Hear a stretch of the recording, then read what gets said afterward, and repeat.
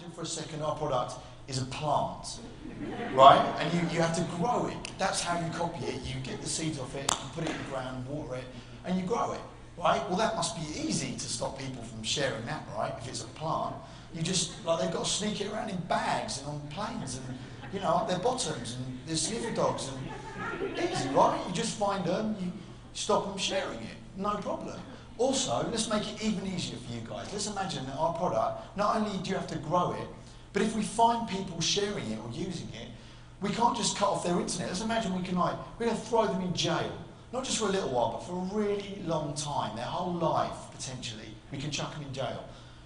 Not only that, let's make it even easier for ourselves. Let's imagine we can shoot these people in the face with machine guns, and the public will broadly support us in our efforts to stop people sharing this stuff. I'm going to make it even easier. I'm going to give you $1 trillion to try and stop this, and I'm going to give you 40 years. You think it'd be easy to stop people sharing this stuff now? You know what I'd say to you? Good luck.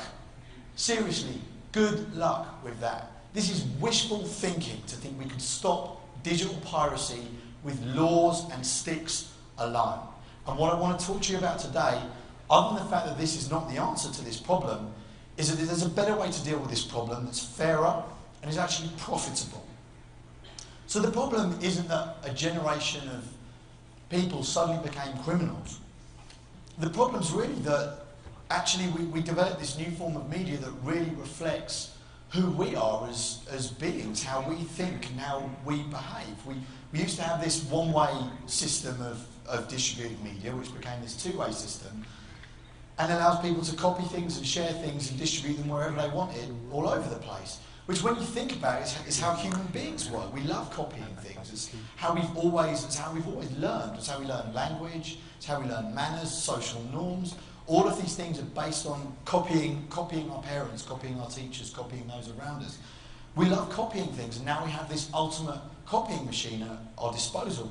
People see this as a huge threat, and I'm not saying that it's not a threat. I'm not saying we don't need intellectual property laws of some kind, because we absolutely do.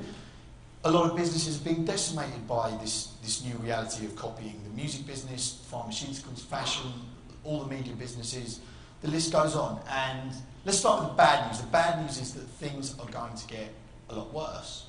The Nike Air Force One, it was a basketball shoe originally released in 1982 that became like the iconic shoe of the hip-hop generation, and people started graffitiing on it and colouring in and really customising and remixing this shoe. And Nike kind of understood enough about hip-hop to see that that was a good thing and they should be encouraging it. And so they started releasing this shoe in all kinds of different colours, and that only sort of fueled the growth of it.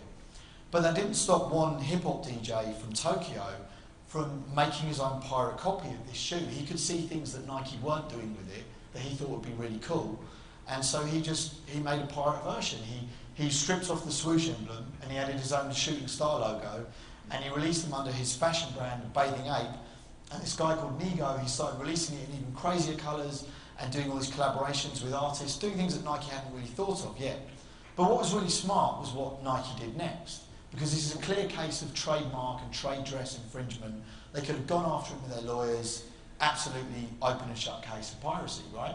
They didn't do that. They looked at what Nigo was doing with Bathing Ape as the competition, because in the rules of hip-hop, that was kind of what he was doing. And so they got better. That's how they got even. They started releasing their shoes in even crazier colours and copying what Nigo was doing. And in the end, the CEO of Nike ended up buying shares in Nigo's company. And although Nigo's company now has something like 22 stores all over the world, this shoe, the Nike Air Force One, is still the most successful basketball franchise in the world, more than 25 years now after it was originally released. So a good remix can add value, but it can do something else. It can create new forms of innovation that nobody can see coming. A really good example of this was in the video game business, another industry having big problems with piracy. The story starts with this game, Castle Wolfenstein, which was released for the Apple II in 1981. Really good game, some of you might remember it. You play an Allied spy in a Nazi castle and you're shooting it out with the Nazis, and people loved it. these 3 11-year-olds in the States, they kind of didn't really get it. They liked the mechanics of the game, but I guess they were just a bit bored of World War II games or something, because they didn't find Nazis to be a threat, was how they put it. They were very, very threatened by the Smurfs. They used to really hate the Smurfs. They thought they were Canadian, among other things. I don't know if that was anything to do with it. But they thought the Smurfs were really creepy. And they found a back door into this game, these 3 11-year-olds, and they started messing around with the code. This is the first time anybody had ever done this to a game. And they changed all the code, they changed the characters and the levels of the game, and they changed Castle Wolfenstein into Castle Smurfenstein. In Castle Smurfenstein, you play a spy and you're shooting it out with the Smurfs in their castle in Canada, and instead of facing down these pixelated Nazis, you were met with little blue and white killing machines that would try and riddle you with bullets as they garbled at you in Smurf talk. And they shared this with their friends on floppy disks and on bulletin boards, and people loved this. They were like blown away by the fact that you could go into a game and change it and kind of mess around with it like it was almost like a colouring book or something. And people who grew up playing this copy of Wolfenstein, it was kind of very early adopters, these kids, and a lot of them went on and became some of the leading lights in the video game industry. One of them, a guy named John Carmack, founded a company called id Software in the 90s, and he bought the rights to Wolfenstein. He released Wolfenstein 3D, which was the world's first-person shooter where you're looking down the barrel of a gun. And as a homage to Smurfenstein, they left the code unlocked here on the PC version, so you could go in and mess around with the levels and mess around with characters, kind of just to see what would happen. And people started creating all kinds of amazing things and doing all kinds of crazy stuff with the characters and improving the game. And actually, people started hiring programmers off the strength of the remixes they were making, the illegal remixes they were making, if you like, of these games. And it's now become something that's widely accepted. You have modding in the computer game industry, and it's this huge like R&D pool where new ideas happen. And so subsequent games that ID and other companies release, like Doom and Quake, they all have these features in that let you go in and mess around with them.